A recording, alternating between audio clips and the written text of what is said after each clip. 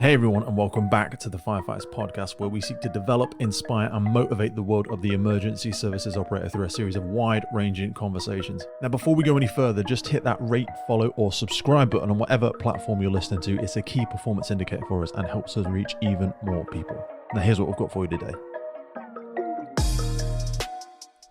Hey folks, welcome back to the podcast. My guest today is Andy Starnes. Now, Andy first joined EMS and the fire service back in 1991. He has a massive amount of experience working for 12 years as a captain and 25 years total employed. He was assigned to Battalion Chief for 5 years and retired from the CFD back in 2023 after 25 years of service. And he's very active in the area of behavioural health in the fire service, and he is also a published writer internationally in some very well-known books such as Eurofighter 2. People may be aware of this one. It was originally published by Paul Grimwood. This is Firefighter Tactics and Fire Engineers Handbook, known as a manual for fire commanders, fire design engineers, architects, students, and building regulators. Those of you listening to the podcast for a while will know all of this content is also available in our Patreon, so you can find Eurofighter 2 there. Andy now works as a thermal imaging subject matter expert, assisting departments with purchasing advice, education, and training. He has a big training cadre, and they travel across the US and also internationally to around 20 countries. Their curriculum is internationally recognized and copyright protected. They have trained industry, thermal imaging manufacturers, and taught at conferences all over the world. He also developed the world's first firefighting thermology curriculum, credentialed by Western Kentucky University and peer-reviewed by the Kentucky Thermal Institute.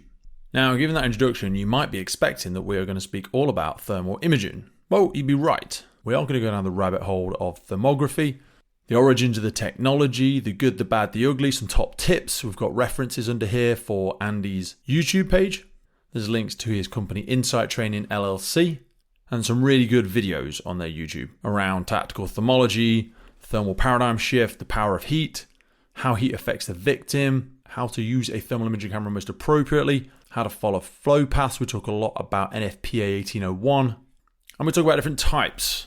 Now, there's some bits on the episode today where you think you might benefit from some visuals. This is available on our YouTube page, where we compile a bunch of clips of Andy speaking about the Bullard, the Fleur, the MSA, bunch of different brands, some of which he holds up and talks a little bit about in this episode. But one of the biggest and most beautiful surprises of this conversation is around 2/3 of the way through, we take a hard left. And we go into an area around a lot of self-awareness. We talk about leadership. We talk about rules versus principles. We talk about values. Andy shares some very personal elements of personal and professional challenges he's faced in his life, how that changed the framing and the context, and basically his whole blueprint about how he goes about his life, how he manages and leads other people. Also, I want to give some time context on this. So this episode was actually recorded in December 23. That might help when you listen to a few things and we reference things that are time frame related, such as the discussion around the quake technology, the edge detection technology. He references that being unveiled at FDIC. That will have already happened now. But so much of this content is evergreen, and to be honest, a lot of it is just not readily available or even known, certainly not taught in a lot of places. And I can say that from a UK fire service perspective. I'm sure there'll be some people telling me, no, we do, Pete. Well, you're one of the very few, and I salute you for that. A lot of this I didn't know. I wasn't taught this in my initial training many years ago. A lot of it I learned through Eurofighter 2, which is where I first read of Andy. So I just want to put that time frame in there. One of the accidental burdens of the podcast as it's become now is that we record with a lot of guests, and as you'll know, we only release one episode a week. So some of this stuff just gets rolled over, and then we try and release things that are time relevant, and we end up, honestly, like time of speaking now, we've got 23 episodes recorded, and some of them are a few months old. We're trying to, get them all in a line and all that sort of stuff. And Andy is one example of many guests who are just very understanding, and we really do appreciate that. We want to bring all this content to you, but we are limited by the size and efficiency of the podcast and its team. So with all that said and done, there really is two angles to look at this episode from. There's the technical, the procedural, the equipment and technology-based conversation. And then we roll into some really, really useful leadership and personal perspective, kind of life lessons. Andy shares something really good towards the end around the affair you didn't see coming. And that's not an insight or suggestion into Andy's life. It's just a really good analogy that he gives about how you need to temper your passion for the job. The fire service can be somewhat of a black hole. It will just keep taking from you. You can't complete firefighting. You'll never know it all. You never attend all the jobs, all the seminars, all the events, all the conferences. It will just continue to take from you if you let it. And don't forget, you're more than just the thing you do. Fire service was here long before us and it will be here long after. You are just a custodian, here to do the best you can with the time you've got. So with all that said and done, I hope you're excited for it, because it really was a blessing of a conversation, and I really wish we could have got out earlier. So it's here now, and I know you're going to love it. Again, one final thing, be sure to drop into the notes. There's a link in there to Insight Training LLC, that's Andy's company. Go to the YouTube page, you'll see some really, really great instructionals, some great videos, and there's a link in there to Andy's LinkedIn as well if you want to contact him. And there'll be a link in there to our Patreon as well, where you can access a bunch of books, documents, and presentations to learn a whole load more about what Andy is discussing on this episode. So I'll not take up any more of your time, and without further ado, it's an absolute pleasure to introduce Andy Starnes. I'll see you on the other side. I like it when it flows instead of trying to script it. So yeah. What I'm going to do, I'm going to start us off by stretching back, but just to give people a little bit of a narrative, because I always try and remember that we have people listening, firstly, from all over the world. And secondly, I mean, I've got a level of experience in the fire service. You have got significantly more than me. And what I try to do is stop us going into rabbit holes too far where people can't connect with us. So to kick us off, I wanted to start by connecting a few of the dots way back into the origin of thermal image. It's only one part of our conversation for today, but I was looking back at an old BBC documentary which references the ability to take thermal images dates back to 1929. Did you know that? Because that was brand new to me. I'm sure a lot of this is probably something you've gone over before. It was a Hungarian physicist. It goes back further than that. Kalman, you say it goes back further than that? Mm-hmm. You know when the first documented evidence of infrared energy was used? No. 3000 BC. Jesus Christ. Okay, in which case my research is shit. No, you have the first, like what they call thermogram, which is where a photo. Right. Hippocrates and ancient Egyptians used to put sick people in mud baths, a special type of mud, and wherever the mud dried first, that's where the disease could be found, because disease produced heat. Oh, that is an awesome way of looking at it. So how do they contextually know that swelling and sort of heat indicated infection? Because we know that now. We're like, is it red? Is it inflamed? Does it feel warm to touch? How did they know? And then how are we just now know? Yeah. You know what, mate? Do you ever have you read? I forget what the book's called, but the Dryer's Impact Theory. No, but if you're going down the rabbit hole of what knowledge has been lost, I'm gonna follow you. Yeah. Yeah, that's what I'm talking about, brother. So I'm gonna fumble my way into this rabbit hole. But the Dryer's Impact Theory it connects the dots around. At some point in our evolution, at some point in our human history, there was an event of some form, and I'm not going to pretend to go into detail of what it was, whether it was a whether it was multiple comet strikes of some form, but basically, some of the artifacts and some of the technologies that they are looking at, and we can't really rationalize how we did a lot of things we did. So when you look at some of the Mayan empires, and when you look at the pyramids and all this sort of stuff, they have to have been much further down the, again, rabbit hole of some type of technology that we have just not caught back. It's like we've reset back to a point and then we've gone right, but they went left. So we just seem to have made massive steps down certain types of technology, but we can't seem to have an understanding of how they did some of the things that they did, because I think they just went down a different track. But I'm super curious about how we lost all of that technology. But it also doesn't surprise me, because like if everybody died tomorrow and it was just me and Andy left, there's lots of things I can't do. You know, I know how electric works a bit. Could I make it? No, I couldn't build a photovoltaic cell. I can wire my house, but I couldn't probably build a turbine. So there's lots of things that it doesn't make sense that if you lost a certain amount of the population, there's a lot of things. I don't know how to build a combustion engine, so we wouldn't have another car for many generations, I think.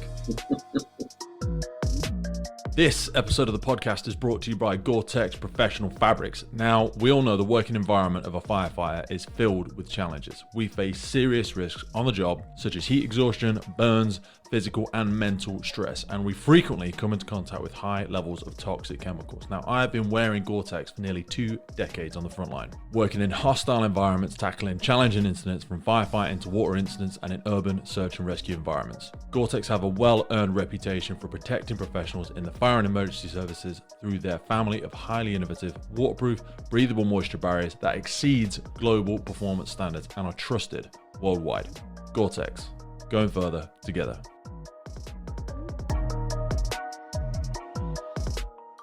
I think if you just look at just simple things like history in general, we try to erase history, number one, and instead of learn from it. And then you look at things like the Library of Alexandria, and that was burned down, and how much knowledge was lost in that. And, you think about that, and you look at what was done previously, and just look at your country versus mine and say, I just visited Europe, and I saw churches that were built in the 5th, 6th, 7th centuries that were 80 to 100 meters tall on their towers. We can't even build a 3-story building in the 1700s in the United States, 3 to 4 story, and you're going, what was lost? You look at masons, you look at sculptors, you look at some of the craftsmanship that was lost. I mean, that's a conversation for another show, but just know that I think, my friend, if we want to be honest with ourselves, in order to know the answers to the future, we need to study our past. If you don't know where you've come from, how are you supposed to know where you're going? Do you know what I mean? And they're also, when you look at that as in mistakes as well, I think it was Winston Churchill probably wrongly attributed the quote, but it was, if you don't learn from your past, you're doomed to repeat Amen. it. And we are just we're so 90% of our cognitive power is punch forward, punch forward, punch forward. And we're like, hang on a minute, well, shit, there's some stuff we forgot. Yeah. But also, we're not just moving forward in like numerical 1, 2, 3, 4. We're like just making surges. If you'd have spoken to the doctors of 20 years ago and told them what we're doing now, they'd have laughed you out of the room. So, when people say, oh, I'm thinking about having a replacement knee, but it only lasts 10 years. No one's got a clue what we're going to be doing in 10 years' time. Things are just moving so fast. Which brings us perhaps back to, let's cycle back out of that rabbit hole. I will probably misattribute another piece of information here then. So I was looking at firehouse.com. People we'll link this in there.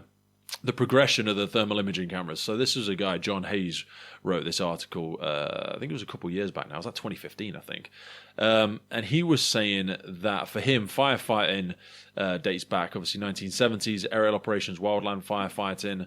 What's your knowledge of the first time we started using... They always say the science of today is the technology of tomorrow. So you've referenced this science, if we could call it, way back then, evolving its way to a first responder tactic. But to be brutally honest, in the UK, I still see a lot of services just seeing this as a nice to rather than a true non-negotiable firefighting tactic. When's the first of firefighters utilizing thermal imaging? Well, like you said, it goes back a long ways, but I've seen it in the 1960s and 1970s. There were large mechanisms placed on aerial trucks and fire trucks that were the size of like spotlights that were used for searching for people. But then you saw the first handhelds in the late 90s, early 90s, depending on where you were in life, depending on who was releasing it. You had the Carnes Iris, you had numerous other ones that came out. These things were massive. They were very large. They were EST detectors or Vidicon technology, Vidicon tube technology, which was, by the way, all this stuff comes from the military. We wouldn't have any of this if basically anytime something's declassified from the military, you usually see it for civilian use 3-4 years later. So what you and I are currently seeing, way out of date, most of it. And fire service wise, by the way, we have never hit the word innovative in the fire service world as far as thermal imaging, because if you look at what our friends in the industrial world do, we don't even scratch the surface of what's possible. Why do you think that is? Is it a funding factor? Is it our tremendously slow approach to change? And a lot of people say innovation. What they mean sometimes is just a nice adaptation of something. True innovation is, like you say, it's the camera, it's flight, it's it's not just an I adaptation got something for on you. Hang on. something we Hang already on one second. I got something to. Does this look innovative to you? Okay, so this is about yeah. 1999. It's a K90 Talisman from ISG. This was on a fire truck 2 years ago. Whoa. I collect these. I collect all kinds. So when you asked what's holding us back, number one, ourselves, because we refuse to adapt. We refuse to do technological changes because fire, as Alan Bruncini, God rest his soul, quote, firefighters hate two things, change and the way things are, right? I mean, you can go back and read all about when we first introduced the first combustion engine fire truck, and guys with the horse-drawn carriages were saying, no, we want to keep the horses, right? So we've always been obstinate when it comes to change because we like our comfort level, and that's kind of a complacency issue. But well, that's it. If you'd have asked Ford, what do we need? He'd have said bigger, stronger horses. You know, people wouldn't have said to Ford, we need the combustion engine. The real reason why we're not seeing this is this right here. Because if you look at the market, the global thermal imaging market is pushing $8-9 billion. Okay. If you look at the fire service market, it's not even close to $100 million globally. Globally, every firefighter in the world.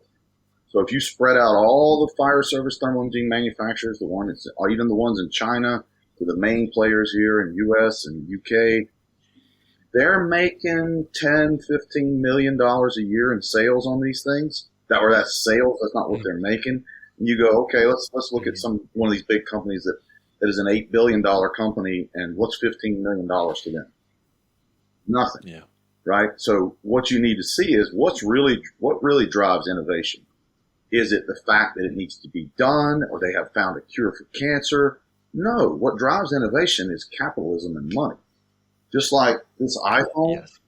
You can talk about how poor the world is, and you can go to some of the poorest countries in the world, and you can see someone holding $1,000 device. And you're going, they can't afford to eat. But yet, somehow, everybody has one of these, right? So why is that? Because they created a need for it, and it's almost like a drug. Everybody has to have it. So when we realize as a fire service that this is important, and the cost comes down and the profit margin is right, which is, we're getting close, by the way, you're going to see more of these in everybody's hands. My concern is, to quote my friend and mentor Bobby Kyle, who owned part of this company right here, ISG, when Scott Safety bought him out, he told me, he said, hey, Andy, be careful. They're going to make the cheapest thing they can, and they're going to put it in everybody's hands. He said, it's going to be a race to the bottom. And he was right.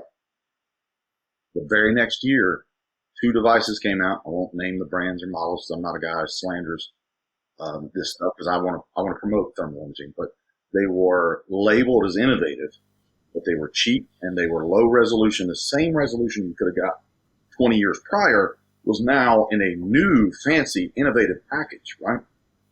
And then they even wrap up bells and whistles to try and impress you as the uneducated consumer. Oh, look, it has all these color palettes, and look what it can do. But then when you delve down to the engine, the motor, it was a 160 by 120 core, which is 19,200 pixels, and it was 9 hertz refresh rate.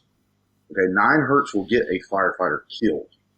The only reason you see 9 hertz refresh rate cameras in the world is because of terrorism. You can't ship these devices globally over 9 hertz to certain countries, because if a bad guy gets one, he could track you, Pete, or your family day or night if he has a 30 to 60 frames refresh rate. So they're originally considered military grade. So they make these things 9 hertz, they make them cheap, and they ship them everywhere. And when you sit still in this pretty little room me and you were sitting in, the picture looks great. But is this the environment you and I work in? No.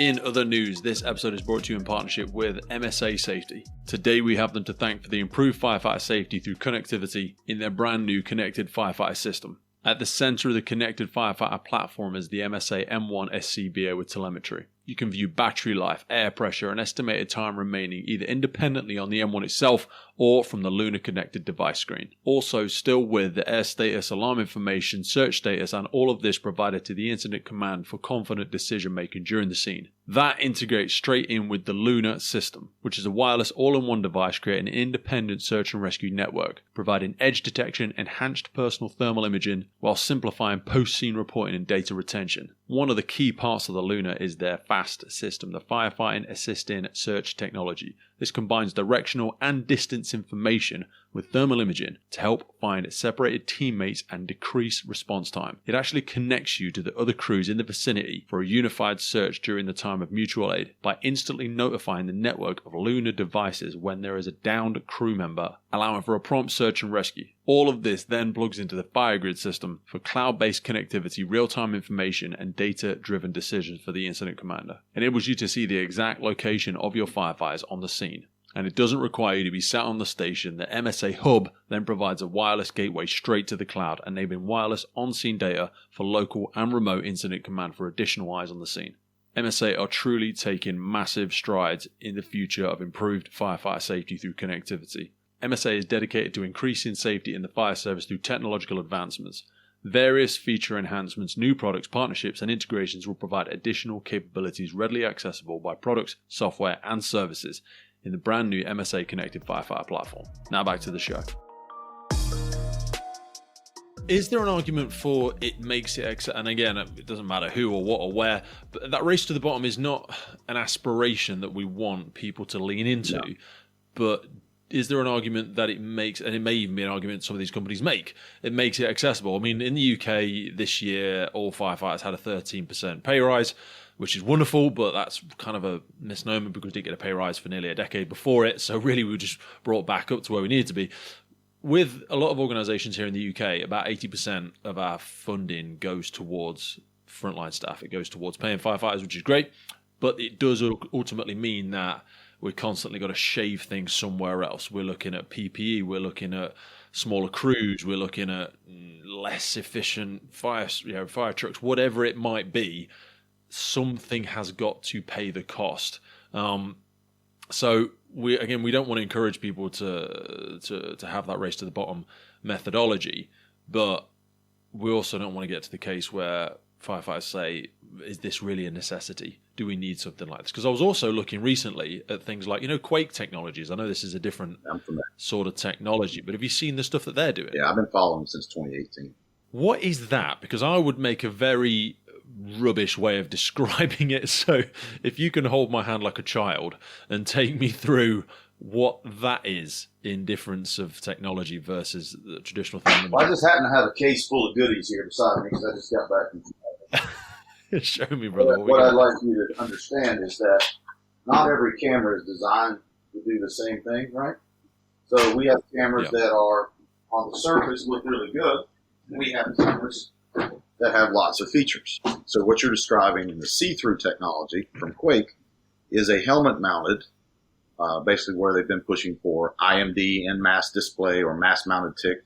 Currently you see Scott Sight, MSA, iTIC, and Draeger are the ones that have ones out there. Rosenbauer had one that looked like a bug antenna, but it wasn't very No, I didn't like that. I've tried the Draeger one. The Rosenbauer one was not very good. I just wore the new Draeger one in Germany not too long ago. But then you have devices like this. This is an MSA Lunar, which has something similar that see-through has, and it's called edge detection technology. And edge detection technology is not infrared. So what you're seeing is manufacturers are deciding to say it's not just infrared, but what you're not hearing is they can take the same cheap detector feed and they can dress it up with a lot of software and make it do things they've never done before and still sell it to you at a higher price point. And it is innovative, but in the end, it's still the same archaic, small. So it's the same hardware, but it's an evolution in software. Let's look at it this way. If you remember your first car and the first engine it had, now take that same engine and now add a twin turbo and all the electronics. That's really the same engine, but now it's got a lot more design and enhancements. So you can get the same engine remapped and tuned up and a different filter on it and all this sort of jazz, and all of a sudden you've got another 50, 60 horsepower. Easily, right? So now what we've got is we're going to take infrared we're going to add software. So now I've got tracking, I've got edge detection, and on the surface that looks great. But my problem is what most of these manufacturers are not looking at is the end user, the context of their environment, their overall staffing. And can you operate this with a gloved hand? Can you push multiple buttons when your heart rate's over 170 and your core temperature is elevated? Are you going to be able to make rational decisions with difficult technology that's not clear to the basic end user who's had less than 1 hour of thermal imaging training on average, if any, right? Any. They just get given it and we go, look through this like you would a camera. Because we assume, well, everyone's got a smartphone. Everyone's put their head through the lens of a camera at some point. It's like that. Well, look through the thing and see it. Well, on the surface, like this device actually has a lot of merit in fact that it can track firefighters, and the edge detection works very well in low temperature environments.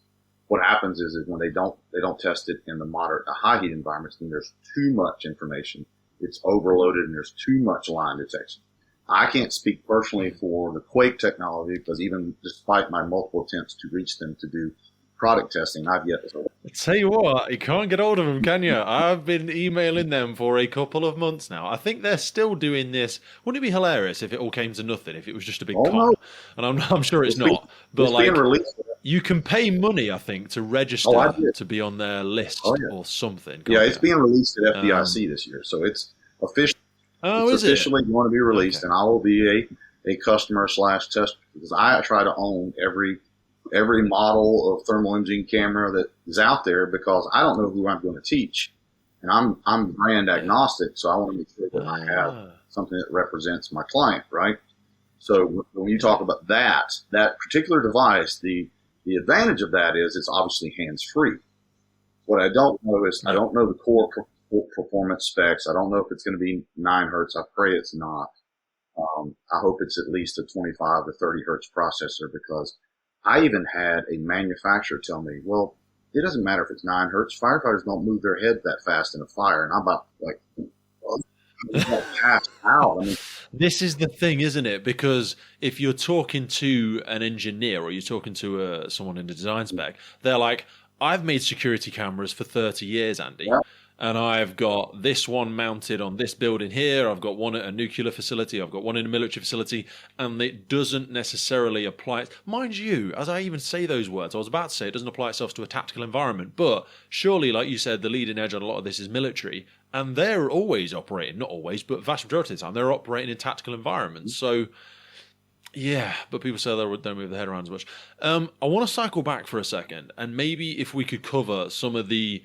Let's imagine we've got base level recruits. There's so many levels for us to hit, and we'll attempt the impossible in this conversation. Right. But let's just say we've got base level recruits. You said there, people get less than an hour of input. If I had to challenge you to 10 or 15 minutes worth of, here's some of Andy's top misconceptions when people are using thermal imaging. What are some of the common mistakes? Because I've seen you do a few physical demonstrations. I think there's a few on your LinkedIn. We're gonna put a bunch of links in the notes for this so people can go and see some of your content because there's some great tutorial videos. What are some of the common things that you see first-time firefighters do when they've had little to no input, or how they use this great tool incorrectly? The first thing I recommend you do is go to my YouTube channel and watch our free webinar, Thermal Imaging Tips for Success. And what I did is I took the top 10 reasons firefighters fail, and I made it into a training webinar. And I turned it into, let's fix that. Because in 13 years of doing this, even myself, the mistakes I've made, my cadre's made, and we've learned not to do those things. We figured out if you do these things incorrectly, it doesn't matter how good a device you're holding, you will fail, right? Believe it or not, the first thing is you got to convince them to carry it. 50% of the time, it doesn't come off the truck in the U.S. 50% of the time, it stays on the truck. If you hear them say, oh, we only use that for search and overhaul, they're not using it. 38% of all line of duty deaths I've surveyed, it stayed on the charger of the fire truck when those firefighters died. Now, you just mentioned military. You think to yourself, would a special forces operative, whether he's in the UK or he's in the United States, would he or she go in to attack an enemy blind? No. They use all their fundamental training and all the specialized weaponry to take out the bad guy, but yet we won't use this to help them get the good guy. So that's the first problem, is we won't even carry it. Second is most of them are antiquated, out of date. They don't buy them. They don't update them. And when they do buy them, you see them buy the cheap situational awareness device and give it to the firefighter that's a low resolution, low refresh rate, poor image quality, and the firefighter gets frustrated because it doesn't work well as they should, right? And then when they finally get it, guess what else they don't know? And I learned this the hard way. You go to a fire and you wait to turn this on till you're at the front door of the fire. It takes 30 seconds for any fire service tech to turn on and be ready. They may turn on in 5 seconds, 17 seconds, 7 seconds. That doesn't mean it's ready. Remember in the morning when you wake up after a hard night, the alarm clock goes off? It went off. Are you awake? Are you ready for battle? Because I'm not. I mean, I got to have 5 cups of coffee and, wake up a little bit. So, okay, yeah, all right. So we're on the same page. This device goes through a series of things called flat field corrections. You'll hear it clicking. You'll see the screen freeze. That's normal. It's actually firing and calibrating the image. So if you turn it on and go running towards the fire right within a few seconds, you're going to be really upset. Like this one, 17 and a half. You start glancing at it going, oh, this is shit. What the fuck is it doing? You know what? These are crap. These are always crap. Can't believe we got them. Leave it All on you're the going to see on this at 17 and a half seconds is the logo of the company as it turns on from a hard turn off. So, yeah, I got some of them that'll turn on in 5 seconds, but they're not ready either. So it's got to warm up. So turn it on before you get off the fire truck, right, while you're on the way. And then the other thing that you will find that is just probably the biggest thing out there is 2 big issues. One, they go into a fire standing up. And as soon as you step into a fire, because we watch the University of YouTube, we see this all the time. What happens as soon as you step into a burning building within the first meter or two? I've been in the UK, so I almost speak meters, Celsius, and metric. So when you step in, what happens? If you're doing door entry, you're opening up a pressurized compartment. As soon as you open it up, stand in to step through, manage some hose, whatever, you get hit with that thermal layer and everything fogs up, right? So I reviewed 8 near misses, maydays with firefighters injured this year alone where they failed to do this, to wipe the front of the lens. And they stated in their report, the camera whited out or grayed out. New cameras do not white out or gray out due to heat. If the front of this device gets moisture on that lens, it's like basically you going down the road in your car in a blinding rainstorm with the windshield wipers off, and you just wiping the inside of the windshield. It doesn't work that way. Because I've seen firefighters intensely wiping the screen like this and going, this thing is garbage. No, it's not. All you got to do is go, whoop, and it clears right up and get down, right? So, I mean, I'm serious. 8 incidents this year across the U.S. that I know of. And imagine how many there actually occur where they're blaming this device when they don't even know that if they don't wipe this lens and it fogs up, it cannot see through moisture. It's kryptonite. Ever heard the quote that true leaders are readers? Well, we believe this is true. Listeners often ask where we go to keep our finger on the pulse of what's happening in the sector globally. So there are a few key publications which I encourage you to go check out. Now, if you're looking for insights on disaster management, fire protection, and firefighting, for us, we go to Asia Pacific Fire Magazine. And when you're looking for the latest on the Middle East fire protection industry and fire services, it's Gulf Fire Magazine. And our quarterly check-in is with International Firefighter Magazine, reporting to municipal, industrial, and fire training professionals. Now, next up, and widely accepted to be the global voice for passive and active fire protection, this is a good one. It's International Fire Protection Magazine. And finally, and perhaps the most relevant to our predominantly UK audience, I'd strongly suggest subscribing to UK Fire Magazine, reporting to the United Kingdom fire protection industry and fire services. We're really excited to announce that after a long-standing relationship and mutual respect, we've now partnered with MDM Publishing, who bring you all of these essential publications. Because in a world of change, the learners shall inherit the earth, while the learned shall find themselves perfectly suited for a world that no longer exists. Eric Hoffer said that, and I believe he was right. So keep growing, keep learning, and keep yourself in the know and at the cutting edge of what's happening globally by dropping into the notes. And as a gift from the podcast, you can actually subscribe to any of these publications for free using the link in our notes. Now back to the show.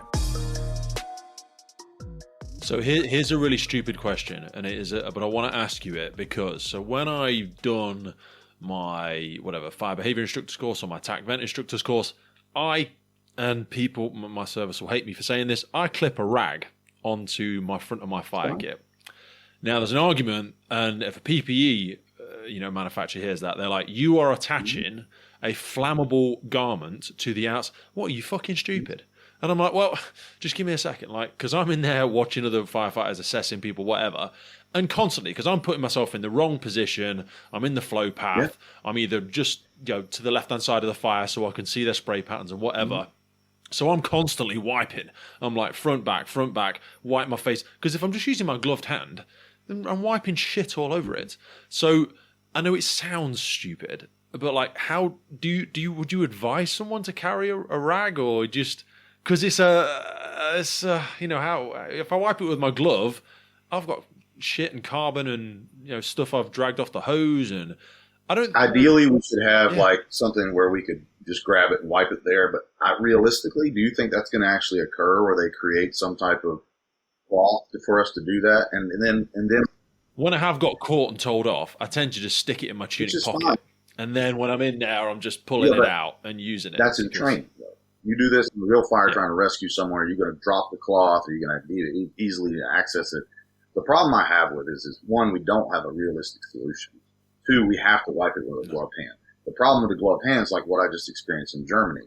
After about the 6th or 8th evolution and my right hand going across that floor while I'm in the tripod position, I take that same right hand that now is soaked in soot, and I do this. I can't see squat. And I'm like, what happened? And you know what Stefan has right outside in his little instructor area where the tables are? He has a bucket with little cloths and water, so you can go and clean it, because it's not his first rodeo, right? But carrying that on you is a whole different argument. There's a lot of firefighters say, well, you're going to scratch that lens. First of all, have you looked at this lens? Okay. First of all, these lenses are made of germanium, most of them, which is a hard crystal-like type material, but it will shatter. This is the weakest link. But any of them have a DLC coating, diamond line coating, which is carbon. It's designed to be scratch resistant. Now, if you take a thermography class like I've taken, and they say, when you clean your lens, you never touch it with your finger. You use an alcohol white lint-free cloth. And I said, we use a dirty, nasty fire glove. And they're like, like, there is no option, right? You bail through a window to rescue someone's kid, you're going to, hold on, let me get my Kleenex out. That's not going to happen. Yeah. I'm sorry. That's an engineer saying, well, you just need to pull out your lint-free cloth under high stress, and the fire's pushing you down to the floor, and you're running out of the air, and they're screaming for help. And remember, they go, excuse me, ma'am, I have to wipe my lens so I can see you. It's not going to happen.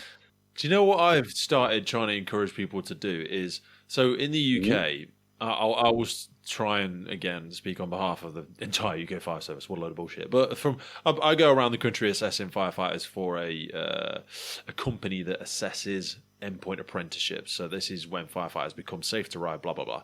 Anyway, so I go around, so I get the opportunity to see a lot of services. They're pretty much all using them now. So they've all got at least one. In a lot of services, we push to have two. But as you said, and this just circles us back for a second to the helmet mounted versus the handheld.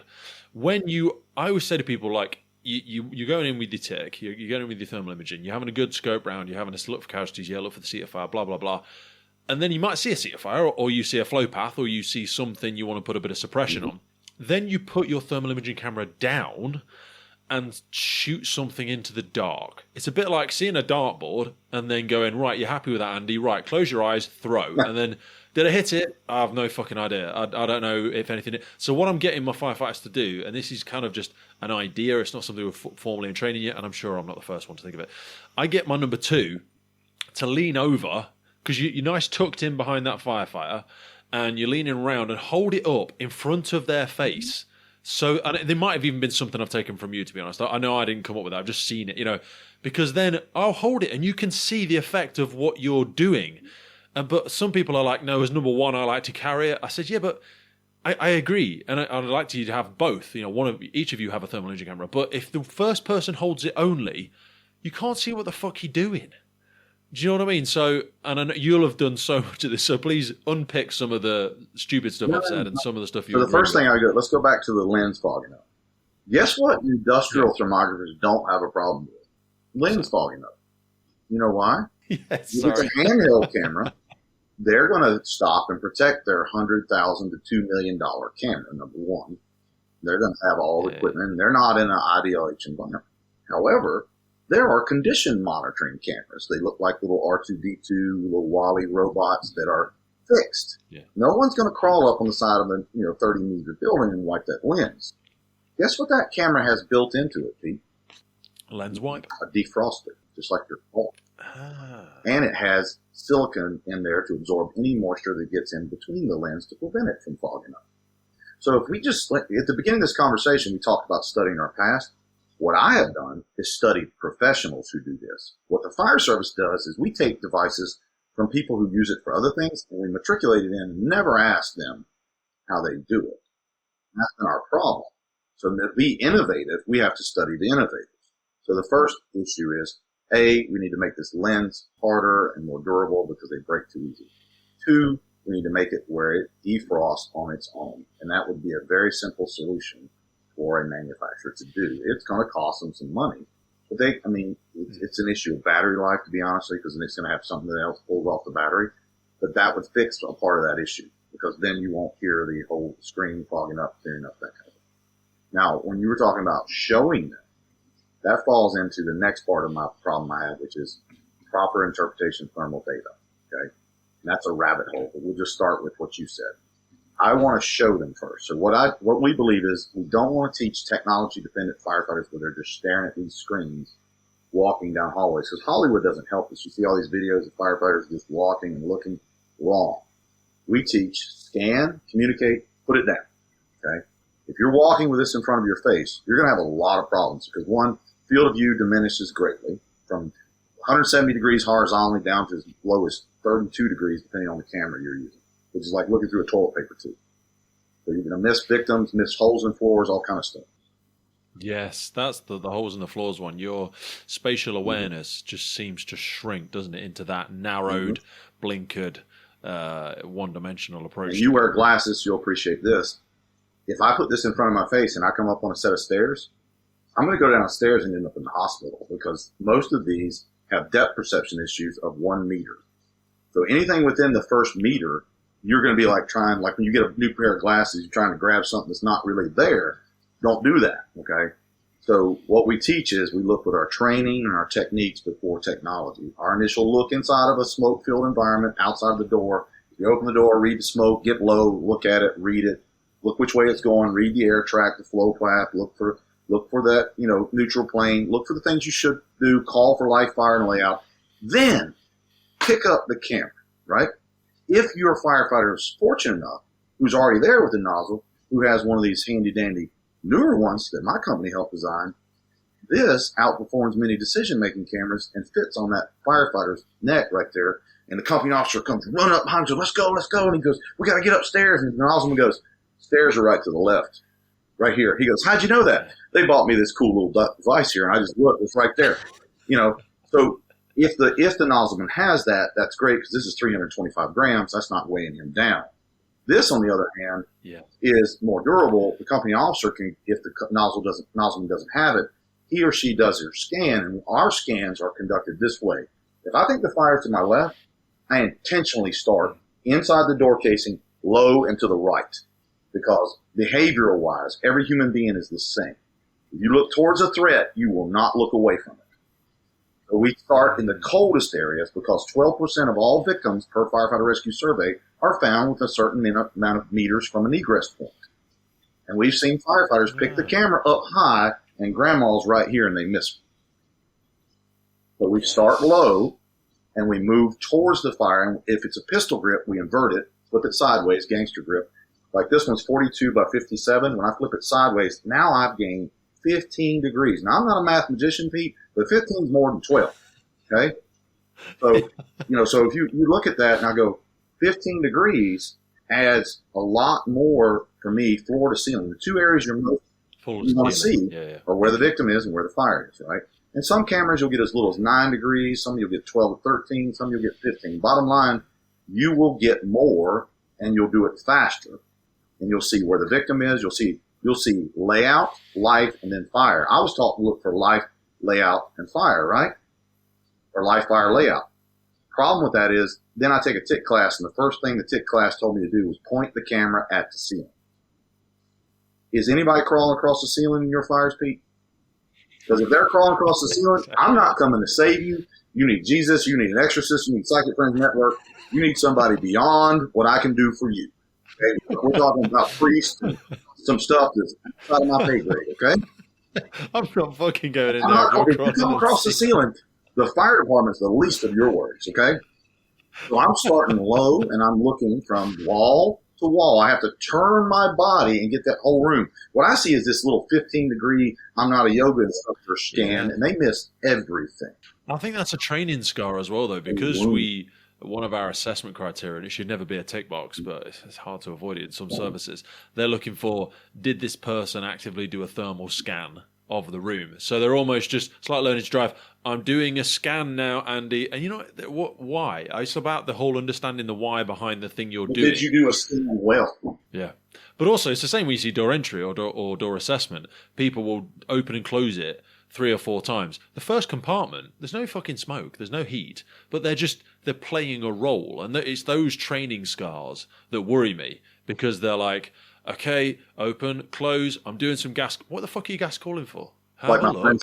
Okay, is there any, have you seen any directional flow path? No. Okay, have you looked with thermal imaging camera? It's a clean room with a concrete floor. Get the fuck in there.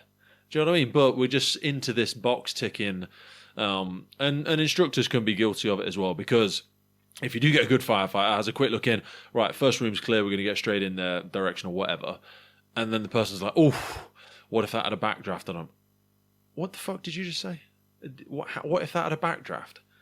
Have a fucking grip of yourself. That's someone that has a realistic understanding of the threat and interpreting tactics and applying those tactics where necessary. Otherwise, you see people doing a perfect search of the first compartment and making no fucking progress. A friend of mine corrected me on that word, training scar. It's a training wound. The scar means it's healed and you learn from it. We haven't stopped bleeding. No, we got wounds, brother. Yes. We're like a warrior coming back who's been shot multiple times with no tourniquets. We're actively bleeding from so many training wounds that we continue to do, whether it's like, I just talked to my friends in a certain area close to you, and they're not allowed to train above 150 degrees Celsius in a fire. And I'm going, so those are the types of issues we have. I see you twisting your head, so you know. But the point is, oh, mate, there's so much to go into there. So gas rigs is a big frustration for me because they don't behave the same. Nope. The smoke sits on the floor. You don't get a path. You can't identify a flow path. So how are you going to train them to use a thermal imaging camera, Pete, if you don't have thermal? Oh, mate. If you don't have heat, and this device is designed to see heat. And if I don't put significant amount of heat with these devices, they don't work well. And that perpetuates your belief that it's not a useful tool, because when you've used it in training, it's not shown you anything. So that just reinforces your belief that when you are there in a live fire situation, you're not going to have an instinct to utilize it. But what's made things worse but better, is our reduction in exposing our firefighters to unnecessary, is the term, carcinogenic environments. So doing live fire training in the UK is very frowned upon in a lot of places due to health and safety, due to a good focus on firefighter safety and reducing our likelihood of exposure to cancer and blah, blah, blah. But the cost of that is, well, the solution they pose is just don't do live fire training, just use gas and synthetic smoke. But then my argument is you're actually increasing firefighter risk because you're not putting people into environments where they need to adopt the correct tactics. Otherwise, they'll feel the negative effects of not behaving correctly in a live fire scenario. I think we just need to get better at a decontamination process and, wiping and post fire actions. But we're not going to go into the rabbit hole of cancer. But the answer is not don't put firefighters in live fires unless absolutely operationally required, because then you're just going to have firefighters that don't know how to behave in that environment. That's right. Warriors fight in war-type environments, right? Soldiers trained to fight. We are fighting in a war-type environment, and we are the only industry that is saying, no, less of that. But then when we perform badly, we get mad. So here's my solution. We should take a page out of some of those decon procedures, and Ottawa Fire and a bunch of other ones have done this. They created a way to do live fire training, but when they come out, they're like a hazmat scenario. They decon them, they treat them right, okay? But that costs money. That's the real reason it's not being done. It has nothing to do with cancer. It has everything to do with money. And the other thing is live fire training is costly, And when you look at the restrictions behind it, that's why they don't do it. And where we fail because of that is one of my issues when you asked about that list is we fill a building full of cold smoke or artificial smoke and you give them this. How do they simulate a victim, Pete? What do they do then? Just use a stuffed casualty. Or they'll use feedback. a heated mannequin or a live person who's breathing said safe artificial smoke, which by the way, if it has glycol in it, it'll cause respiratory failure. So yeah, that's a good idea. Let's make them, they're vaping. That's a good idea. So they're in there and the recruit or firefighter with no experience on rescuing a victim scans with this device and sees Pete white hot on the floor. And the last thing he remembered in training was the victim's going to be white hot. That is not the case. A victim will present one of based on three variables: the background temperature of the environment, the body temperature of the person, if they're alive or dead, covered up, and then what kind of camera they're holding and what application mode or temperature mode it's in. In this particular device, if I stay in high sensitivity with this camera, I'll see you beautiful. You'll be clear all day long. But if it goes to low sensitivity, the lower, cooler environments, you'll disappear on it. It'll focus in on the heat. And if they've never seen that, how successful are they going to be with this device? They don't know the two operational modes of this camera. Basically, it has a high and low sensitivity, and the majority of cameras on the market do. So if you don't train them for success and then they fail, whose fault is it? It's the host organization, because they gave you a device with no training. And NFPA 1408, I know y'all don't fall into NFPA, but it says you shall provide thermal imaging training to all affected members prior to it being placed in service. Classroom, hands-on, live fire, a minimum of annual. Okay? And most don't even know that standard exists. And you know who does? Lawyers. And they're quoting it. We are a litigation-rich environment. So to circle back to what you were saying, it comes down to a training education issue, but we're talking about, they don't carry it, they don't turn it on in time, they don't scan properly, they don't wipe the lens, and then they train improperly, right? I read a policy from a department in Florida that is encouraging them on their large area search to stare at the camera while they do their large area search. And if the camera fails, that company officer is to wait till another camera comes to him. What in God's green earth did they just do? What are the odds of an electrical device failing in a high heat environment, especially the way we care for them? Have you seen how firefighters care for these expensive devices? Oh, mate. We're having an issue at the minute with a few of the lanyards snapping. We use one of the heavier handheld ones with the pistol grip on it. Very, very bloody heavy. And like you say, we've had 4 or 5 of these snap and firefighters losing them in our fire training units. Some of them are really heavy. Did you realize that those gear keepers are only rated for a certain amount of weight? And over time, most of them are 40 to 60 pounds tensile strength as far as pulling and braking. But over time, it stretches and doesn't retract. And there is a double barrel pin right there. I know this personally because it's cost me a lot of money, because my live burn instructors go in and throw pallets of straw, and that double barrel pin comes loose, and this goes into the fire, and that's $1,000 in 60 seconds. You can't spend that much money in Vegas that fast. It burns this really pretty blue-green flame, by the way, just gone.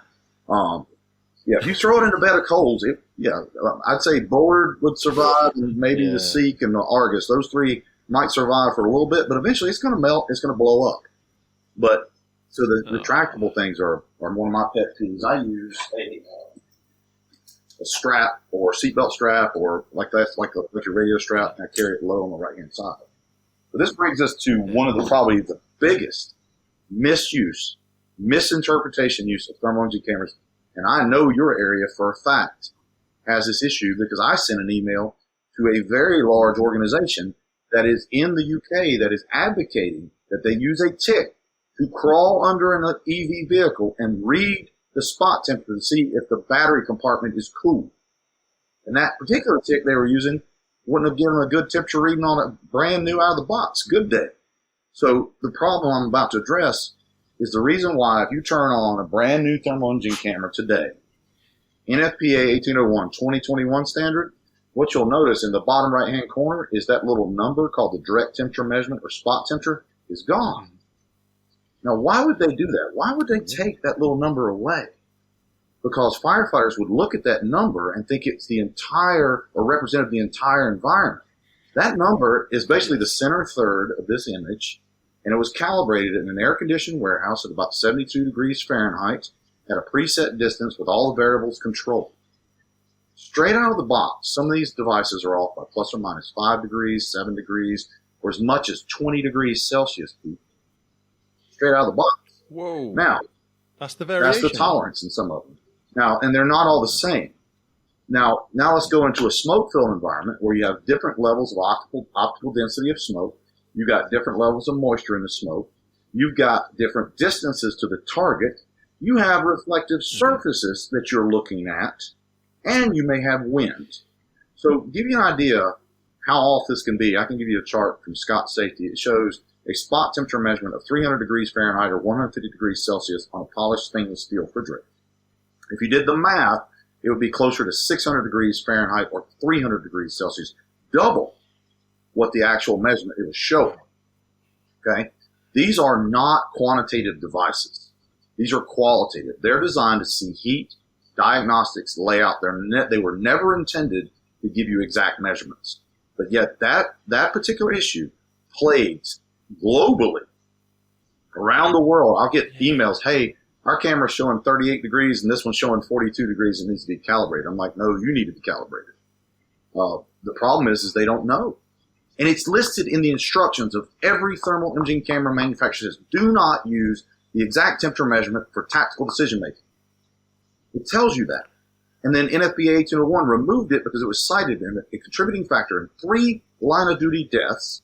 It is the number one cause, in my opinion, of rekindles or fires restarting after overhaul, because I've heard hundreds of firefighters say, hey, Chief, that room's good. It's only 36 degrees Celsius in there on that wall. Well, maybe not. It's not X-ray vision. It's reading a survey. This is the thing I'm thinking as I'm listening to you there. So for those that are more averse to using it tactically, what they will use it for is identifying hotspots. So they'll go into ventilation units or they'll go into the roof of a thatch property or something like that, and they're looking for potential fire spread. They will go up the different levels of the house and look at the chimney breast and try to identify any potential fire spread through a wall cavity or something like that. And you're saying that that's a really big variation. If they're using the spot temperature, yes, you can read the overall heat signatures. What thermographers do, Pete, is they're trained in thermal gradient or non-uniform pattern identification. In other words, what a heat signature looks like that's normal and what one is not normal that looks like. Inspectors look for moisture leaks, air leaks, intrusion, areas of cold or hot that shouldn't be there. We're looking for what's wrong. So if I look down your hallway and your house is on fire and there's a floor register where normally have heat or air coming through it, and I see gray-white convection currents coming out of it, and it's blowing 300 plus degrees Fahrenheit or 150 degrees Celsius based on what my camera shows on the color bar, not the spot temperature, I know it's way hotter than that. But the biggest thing I know is that's wrong. That means something's beneath me, and I shouldn't crawl over the top of it. That's what's missing. And then you can take it as far as when you said about checking the door. I can teach you an entire class on reading the door and looking for thermal bridging, which is basically those non-uniform heat signatures around the door that indicates fire is within close proximity of that door. Because whether you're in the UK with some of the most amazing doors that my wife and I love to look at, we walk by houses in Germany like, look at that door. That door costs more than our house. That's an amazing door. Do you know what that door has on the edge of it that I have here in my cheap American-made home? It has a rubber gasket around it to keep the air from leaking out. And what is the first thing to fail? That 600-year-old 3-inch door? No, the rubber gasket. And then you'll see these weird little wispy patterns. You've seen the Got Milk commercials from years ago, the Got Heat. You'll see a white mark that shouldn't be there. But only with training would people recognize that. And that's why I've studied thermography so much, is inspectors know this. It's a multi-billion-dollar industry to go look at buildings and look for air intrusion, moisture intrusion, pest, rodent, all that stuff. Yes, I was going to say when we saw the evolution of energy They efficient do that homes already. and yeah. That's when they actually have someone go to the property and inspect from all the different angles, and they'll switch the heating on maximum and look for those bleed areas. You know what they call that? They call it predictive analysis. They're looking for where the problem is, where the problem's going to go if you don't do something about it. They'll write a really fancy report about what you need to do. They won't fix it, and they'll walk away. And they're like, this is what you need to do. It's going to cost you a lot of money. I found your problem. Now pay me my money. So as a firefighter, what you need is more information to go make your tactical decision. So if you could look into that room and go, okay, this is a nice organized living room, and my fire is to my 11 o'clock. I've got a thermal layer at about 80% of the space, which is a lot, coming at me with high velocity convection currents, fast moving smoke. I'm going to cool and move that direction, right? That's more information than we had going in blind. To quote my friend Lars Axelson, they told me to look for all these different things when I was going in for fingers of fire and smoke, doing this, that, and the other. He said, when I went to my first fire, what I saw was black, black, black, black, black, orange. You know, he said, I didn't see any of that stuff they showed me in the training building. You know, he didn't. And that's part of that training that we were talking about. But this device, if we used it tactically, all we're asking you to do is no different than you get in your car and you pull out on a busy street. You look both ways and say, it's clear, I can go forward. When you come to a compartment, whether it's your entry into the building or moving to the next compartment, we're simply asking you to look and take seconds to save minutes, identify what's in that room, identify your hazards, object and hazard identification, and then put it down and move tactically to mitigate the task of the hazard. That's it. We're not asking firefighters to be level 2, level 3 master thermographers. No. Do I think they need to have an understanding of infrared science? Yes. That's why I wrote an entire collegiate curriculum with Kentucky Thermal Institute and had WKU has now credentialed it. And it's 12 hours online where firefighters can do it. But the problem is that firefighters, A, don't even know this stuff exists. B, their fire department won't back them or provide any training whatsoever. Because the two areas that I am most passionate about are the two areas that fire departments don't fund or don't focus on. Thermal imaging and behavioral health. Both of those happen in the dark. The dark of the fire, the dark of your heart. You don't see either one of them coming. And that's what I work in, because I believe those two intertwine, and that's how God points me in the right direction. I can only do two things. That's it. I can't do nothing else. But that's where we're failing, is we're not identifying the actual target. We're charging, like you said, open door, pulse, pulse. My friend calls it pulse, pulse, pulse, banana. Pulse, pulse, pulse, banana. We're monkeys, right? He says, that's how I learned to gas school. Pulse, pulse, stop. Pulse, pulse. Had a little red carpet. You went so many feet or meters and you pulsed. And I can show you whether you're a gas cooling guy or a smoothbore Baptist guy. If you do it by check the box, you both lose. If you don't use critical thinking, like you talked about in the beginning, to say, this is something that's going to backdraft. This is a severe, I'm crawling in a full exhaust. If you don't use critical thinking and experience and training to identify that, it doesn't matter what tool I place in your hand. You realize this is called a smartphone, right? This does not imply that I am a smart user, okay? It does not. Okay? Just because this is really amazing and this has 1 terabyte of storage information, more than any other computer I owned up to that point, doesn't imply that I will be able to use it to its maximum capabilities, does it? No. 100%, brother. If you're a regular listener to the podcast, then chances are you are big into your own personal development and the development of firefighters around you. So I wanted to remind you of our mobile app Drill Book. This is a free training and development resources made by firefighters for firefighters. Heading on to Drill Book, you will find incident debriefs, radio messages, knots and lines, quick reference guides, quizzes every single day. We've got useful links to the ERG, to Web Rescue, to Jessup, Euro Rescue, 10-second triage, National Operational Guidance, and not to mention our daily quizzes where you will find questions on extrication, casualty handling, breathing apparatus, fire development, water rescue, rope rescue, you name it. It is the go-to resource if you've got a spare 5 minutes on the firehouse to develop yourself and those around you. Not only that, if you're looking to get into the fire service, we've got advice on there on interview questions, interview answers. You can build your own questioning in there. And again, remember, this is built by firefighters for firefighters, so you can add your own drills in there. You can pick the drills that you find the most favorite. There is literally hundreds of training ideas, hundreds of drills in there. Remember, this app is absolutely free and it grows every single day down to the contributions of our thousands and thousands of users. It's freely available on Android, Apple, and you will find it in the links for this podcast. Remember, it's called personal development. The clue's in the name. You've got to work twice as hard on yourself as you do on the job. So always be growing, always be developing. Now let's get back to the show. There's a couple of things I want to double click on now. I'm just thinking as you were speaking. So Insight Training LLC, is that the preferred YouTube channel that you would send people to? So it's at Andrew Starnes. It's Insight Training LLC at Andrew Starnes. But if you just type in Insight Training LLC on YouTube, it'll pop up. And all our videos are so we're going to link it straight under this. If people just scroll down, they can have a look at the notes. And that we're going to actually put the clip firstly. Mate, there's so much great content on there. So you did mention the thermal imaging tips for success. We'll probably put that link in there, and that'll take people to the entire page. If you're going to watch anything, Pete, I would tell them watch that webinar first before they watch anything. We'll stick that one straight in there. But I wanted to ask what your first introduction to it was, because obviously you're looking now through the benefit of hindsight. You've been in for 25 years. You were in for 25 years before you retired from the 25 CFD. years, 226 days. To be exact. When you joined back in 91. No, I started my fire service journey as a kid, because the way it worked for me was my dad he worked for AT&T, the phone company, and he would come home and go to the volunteer fire department. And the only way I got to hang out with him was get in the car and go to the volunteer fire station. So from 8 years old, all I knew was playing on fire trucks and waiting tables at fundraisers. And then at age 13, I joined the juniors.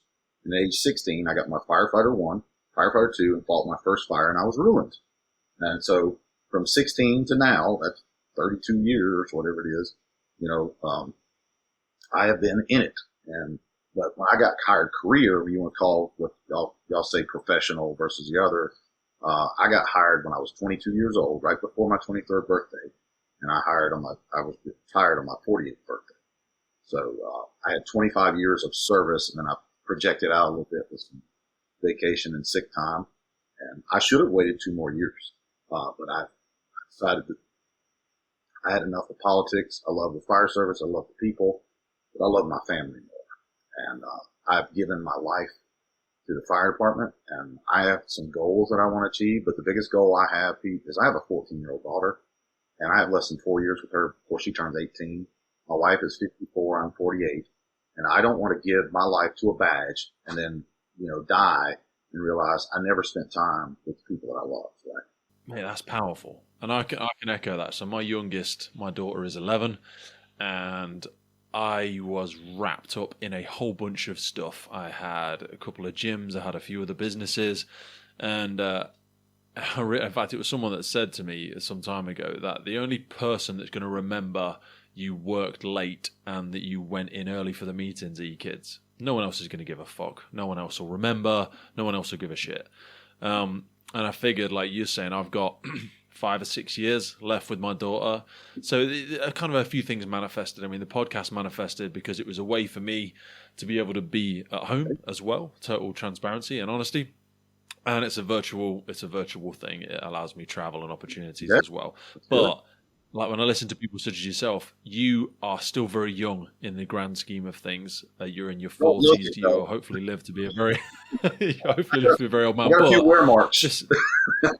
This time with your kids, like you say, if you'd have pushed it another 10 years and then your daughter's 20, 21, 23, 24, she don't want to spend any time with you. Well, she might at the holidays, but it's all those micro moments. It's 10 minutes in the morning. It's half an hour in the evening. It's catching up over lunch. It's fucking whatever. It's 1,000 small interactions that make for all of that memory and being able to be part of your kids' life. Yeah. So, mate, I really, really respect you for making that decision. What was your training like though? When you did join at 22, you were fighting hard to encourage people to learn these lessons, which I imagine you didn't get the beauty of when you joined. Well, when I got hired at 22, let's just say I started trying to get hired at age 18. And I'm thankful I didn't get hired when I was 18 because I'd have been fired promptly because I wasn't behaving very well.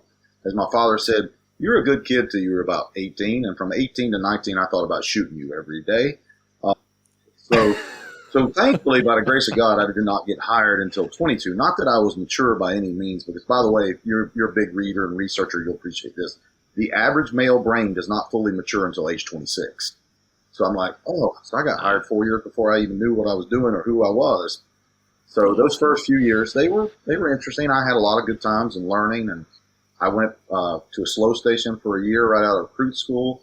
And then I went to Station 8, which was called the White House. It looked like a white plantation house in a neighborhood. It was designed to match the neighborhood, but it was the only 2-engine house in the city. So it had 2 engines side by side, engine 8, engine 64. I rode 64 for almost 8 years and had an absolute blast. Learned a lot. Yeah. And then I was trying to get promoted to driver, the equivalent of what we call engineer. And I kept making high scores, but wasn't getting promoted. It was very competitive. And my wife said, well, you're reading all these books. Why don't you go ahead and take the captain's test? I said, nah, I want to wait till the 10-year mark. She said, well, go ahead and do it. So I took the captain's test one time, and I got promoted. So I went from 8 years of engine company experience to a relief captain, which is basically like a substitute teacher. You bounce around and fill in. The first thing they do is put you on a ladder company. And I went to one of the busiest ladder companies uptown with high rises and all kinds, which I had zero experience in whatsoever. So now I'm running elevator entrapments, fire alarm on the 40th floor. My first call was a hazmat incident on the 21st floor of the Independence Trade Center, where a diesel tank had leaked 300 gallons of diesel fuel down on top of a 12 by 12 transformer. That was my first call. So I'm like, I literally was like, what do I do? So I was completely naive about that, and I was completely naive about leadership. If anything I could tell you about would be why I got driven into the behavioral health side, is I learned so much about people. Fires are easy. People are not. Fires are predictable. If the fire service would actually had like a physicist and a forensic analysis of everything they do, they'd say, you're idiots. Here's the building. Here's how it burns. Here's how it's going to go. Why you fight it that way. We deny physics, right? But we also deny psychiatry and the way people work. So when I became a captain, I learned really quick. I was 30 years old as a captain, and I'm supervising 50-year-old people. How well do you think that went, right? So I had a lot of learning opportunities. Let's just say my dad calls it tuition. You pay for it, you fail. You pay for it, you fail. You learn again. I was a captain. I definitely think that in life. Usually in academics, you learn the thing, then take the test. Whereas with relationships and behavioral, you fail the test, then learn the lesson. That is correct, because human beings learn that way. But I did 4 years as a relief captain. Then I got assigned to a slow ladder company on the north end of town. I did 18 months there when my daughter was born. My wife said that's where I was supposed to be. I said, Lord, send me anywhere but ladder 31. Guess where I went? Ladder 31 for 18 months. My daughter was, newborn, and they didn't run a lot at night, which was a blessing in that respect. But what I learned was people were there because of disciplinary reasons, and I learned about stuff I didn't want to learn, which was 18 months of misbehavior issues. Then I got out of there, and I went to Station 2. And I joke about this every day. I spent 7.5 years on Engine 2. Station 2 had Engine 2 and Ladder 2. Most diverse area you could work in. And I became a firefighter there because I worked with the best people that I've ever worked with in my life. And they held you accountable. They didn't care if you ran 2 calls or 20 calls. They worked out every day. They pulled a hose every day or do something with ladders every day. And they hung out together. They were very family oriented. We cooked meals together. It wasn't a big house. But it sat right in the middle of one of the busiest areas. You could do anything you wanted to do. And I learned so much in that 7.5 years and made some amazing breakthroughs. Take me back to that quieter station where there was cultural challenge, behavioral challenges, because I've had that very same situation myself, and I was the naive 24-year-old.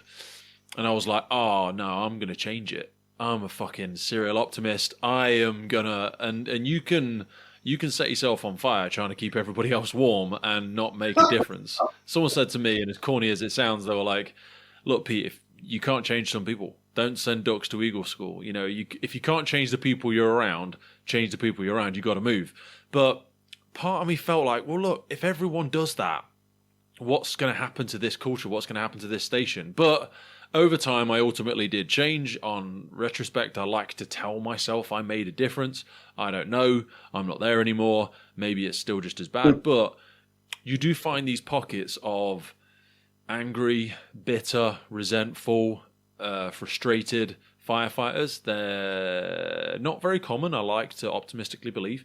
Or maybe they just avoid me because I don't tend to sit and listen to the bullshit. But how did you navigate that? And again, we're not going to say names. We're not going to mention any specific people. Like, how did you stay optimistic? How did you keep giving a fuck? How did you navigate First of all, that? I didn't stay optimistic. The first 6 months, I was extremely optimistic. It was like the honeymoon phase. Everybody liked me. I was the new guy. I didn't do my homework. So I come in there, know nothing about the people there. I got a rookie, and I've got a bunch of senior people. And if you did the math and did a little, like, you size up buildings, right? When you go to a fire, I didn't size up the station. I didn't size up the people. And there was an engine and a ladder in that station. And the engine had the same captain for 8 years. The ladder had 8 captains in 8 years. Red flag. Okay? Why is the captain leaving every 12 months? Because these good old boys, guys who were their friends, who were good people, were taking advantage of their officer. And they wanted to do what they wanted to do when they wanted to do it. And those company officers knew if they stayed there, they would have to hold them accountable. And they didn't want to do that. They didn't want to lose their friendship. They didn't want to be the boss. My line is don't make me be your boss. I'll do everything for you. Don't lie to me. I'll help you. I'll support you. But if you lie to me and you go outside the system, you're going to make me be the boss. If you make me choose between my family and you, you're going to lose. Because I'm not going to make my wife and daughter suffer because you will lose. That is a really good point right there. Just to interrupt to double click on that, because you're right. People are not saying you hate me or you're against me or you're looking for. You put yourself in this position.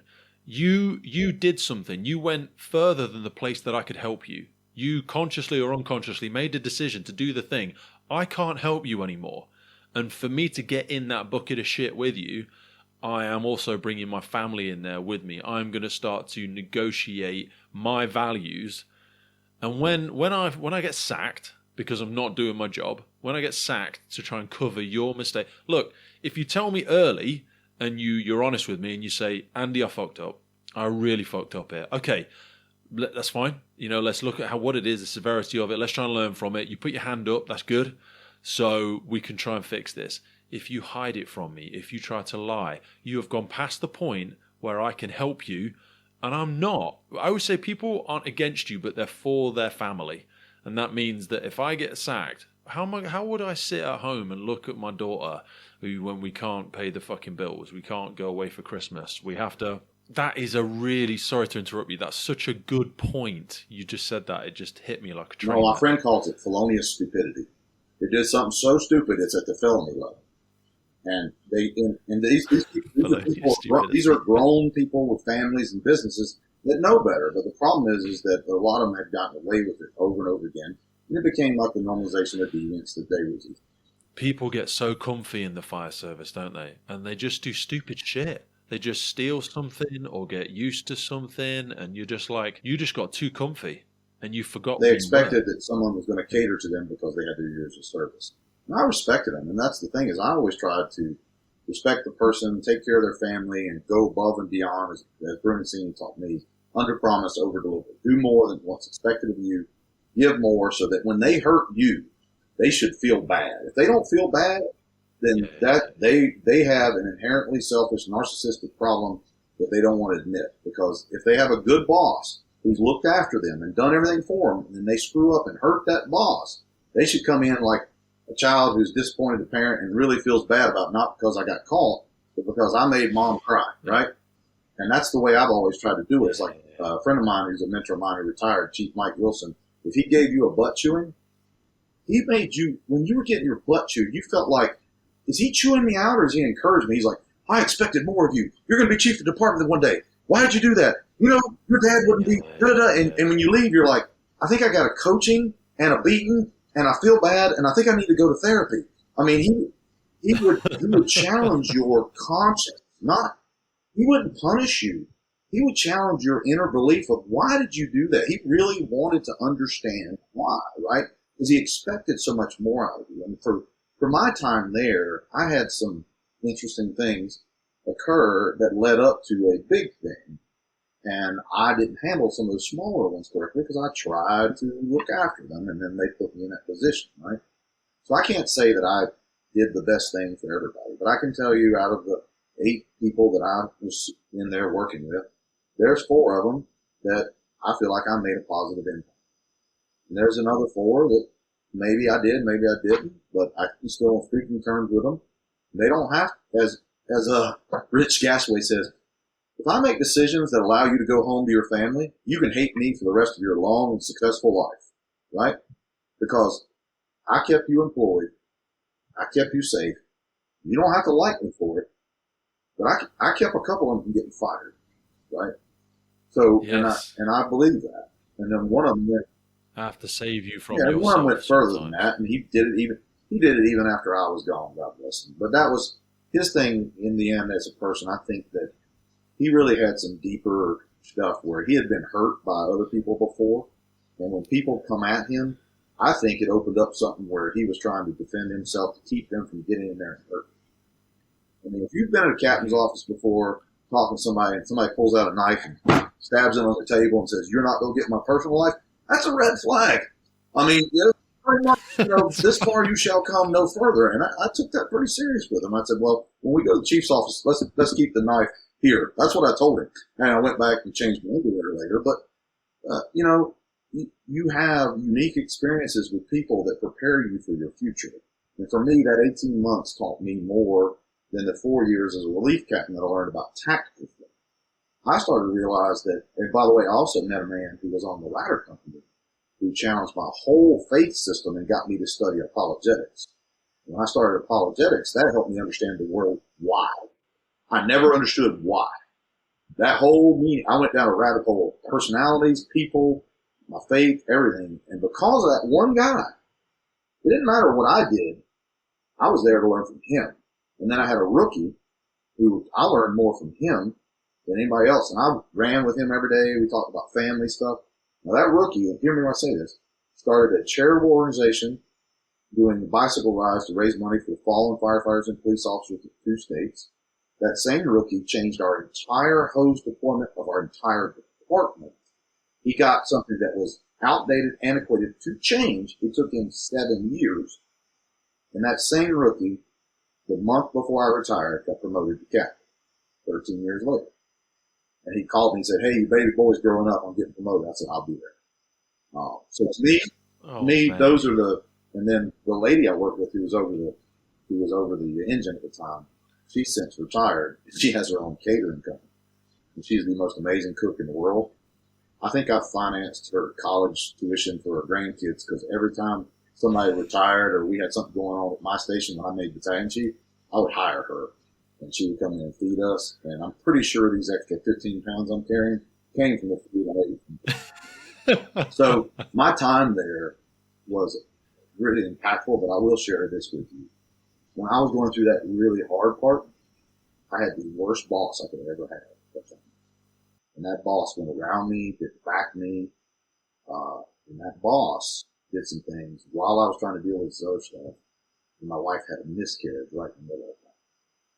Now, if you don't think you're going to be challenged as a firefighter, number one, you're going to be challenged physically, you're going to be challenged with schedule and family and all that. But when you take the step to become a supervisor, a lieutenant, a company officer, you have no idea that you are becoming a parent of someone else's children that you can't really discipline. And you're having to take on the responsibility of their wives, their children, to get them home safely, and they'll never fully appreciate what you have to do for them. They'll never see the lost sleep. They'll never see the tears you cry. They'll never see the struggles in your marriage and your kids, and they'll never see the stress you endured because of the dumb mistakes they made, and they blew it off because they were acting like a 12-year-old child does when they get away with something that, "Oh, mom and dad will just buy me another one."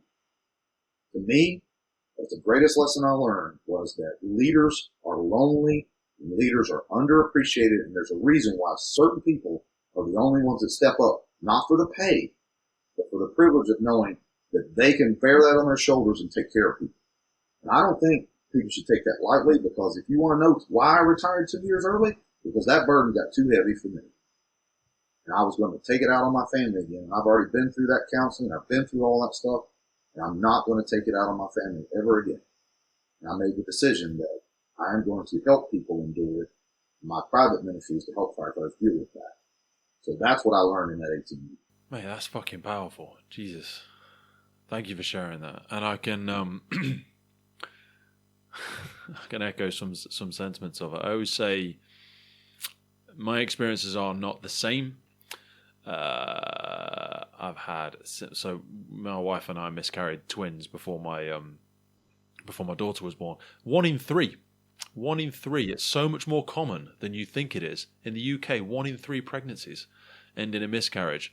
And it's only when you start to share things like this, you realize how common it is. And it sort of echoes that age-old phrase of, you know, everyone's carrying an invisible challenge that you know absolutely nothing about.